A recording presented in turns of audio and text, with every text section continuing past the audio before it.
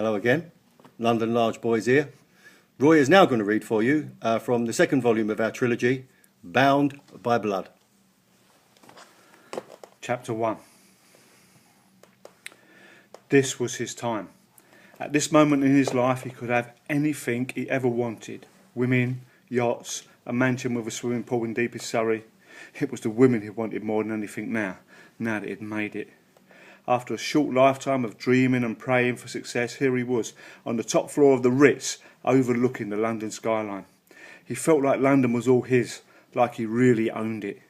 A world of endless possibilities lay before him. "Sort another line out, will you, babes?" he said to his impossibly sleek, skinny and beautiful supermodel girlfriend. Jacinta Packington murmured yes and carried on getting set for another night of fun and games in the marbled bathroom. This was where Bazza liked to go large, London Large. They'd met a few months before at a celebrity bash to celebrate another #1 single. Their whirlwind romance was near perfect for the Times, a celebrity journalist's wet dream, delivering a stormy on-off affair of two beautiful young stars at the top of their game. Since they'd met, the tabloids had been filled with lurid tales of the affair, of the arguments and bust-ups and reconciliations, of the sex and the drugs, of their infidelities.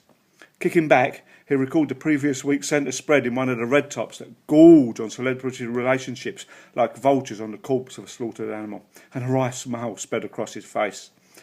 Bazza beds a brace of bouncing beauties.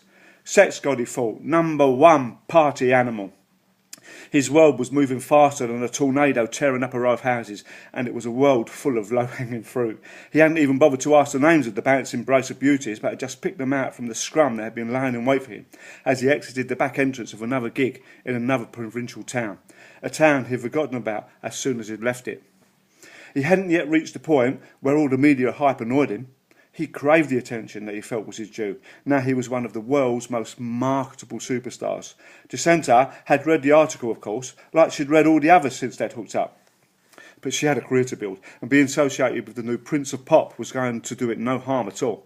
So she kept quiet. She'd take what she could before the relationship blew up once and for all. Faithfulness was most definitely not on the agenda.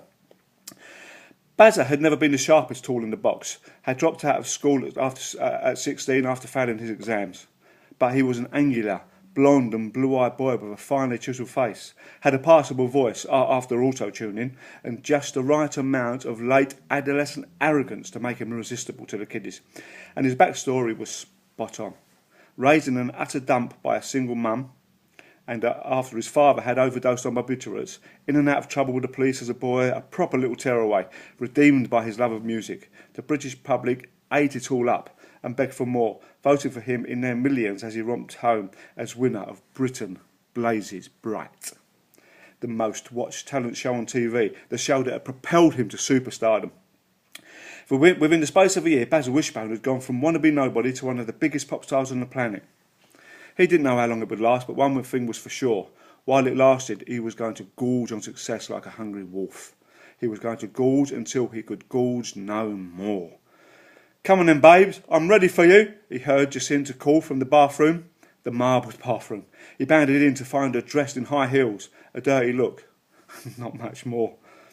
She bent down to get at the marching powder, sat out by the sink. Bazza followed suit. The Charlie hit the spot, and as the drug surged through his body, he stretched out on the cool floor in a state of euphoria and thought again of just how lucky he was. When Jacinta eased herself down to join him, lower, lower, as if in slow motion, he wondered if it was all a dream. Could he really be here, top of the charts, top floor of the Ritz, with one of the world's top supermodels getting on top of him? Her silky, smooth blonde hair caressed his face. Her lively, perfect body joined itself with his. His pulse raised, and as the blood pumped around his body, he embraced her and proceeded to make the most of his good fortune. Yes, he could take whatever he wanted now. Every minute of every day belonged to him, up here, on top of the world. Much later, when they had finished, he curled up on the floor, and Jacinta brought him a pillow and cover from the bathroom. He was tired now. "If this is a dream, I hope I never wake up," he thought, as he closed his eyes and let the sleep take him.